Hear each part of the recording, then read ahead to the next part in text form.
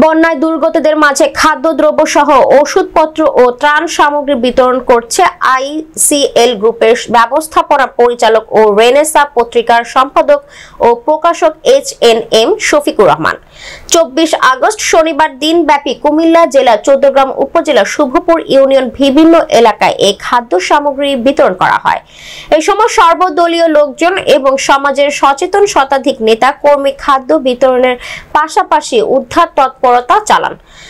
ধনিজকড়া হাফেজা Khatun Memorial উচ্চ বিদ্যালয়ের প্রতিষ্ঠাতা চেয়ারম্যান HNM শফিকুর রহমান বক্তব্য উল্লেখ করে বলেন, এই ধরনের বন্যা, প্লাবন ও প্রাকৃতিক বিপর্যয়ের মুহূর্তে অসহায় মানবতার পাশে দাঁড়ানো দল মত নির্বিশেষে সব শ্রেণী পেশার মানুষের দাঁড়ানোর আহ্বান জানিয়েছেন তিনি বলেন, বিপদের সময় বানভাসী মানুষের সেবায় এগিয়ে এসে প্রত্যেক সামর্থ্যবান ব্যক্তির তাদের পাশে দাঁড়ানো উচিত।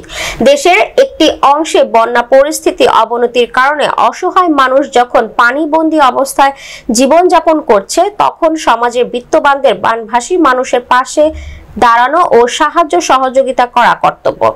বন্যা উপদ্রুত এলাকার ক্ষতিগ্রস্ত বানভাসী মানুষ অন্ন, বস্ত্র, আশ্রয় ও চিকিৎসার অভাবে অনাহারে অবর্ণীয় দুর্ভোগে দিন যাপন করছে। দুঃখের রাত যেমন শেষ হতে চায় না, তেমনি বানভাসী মানুষের কাছে এখন এক একটি দিন যেন দুর্বিষহ কষ্টের অন্তকাল। বিতরণকালে এই সময় উপস্থিত ছিলেন সেলিম মেম্বার, মহিউদ্দিন, কাজী ফখরুল ইসলাম, কাজী সাইফুল ইসলাম, সাংবাদিক মীর হোসেন মোল্লা, আব্দুল জলিল মাদানী, নুরুল ইসলাম দুলাল, আবুল হাশেম, শুভপুর ইউনিয়ন স্বেচ্ছাসেবক দলের সভাপতি কামাল হোসেন, রফিকুল ইসলাম, আবুল কালাম সহ বিভিন্ন নেতৃবৃন্দ উপস্থিত ছিলেন।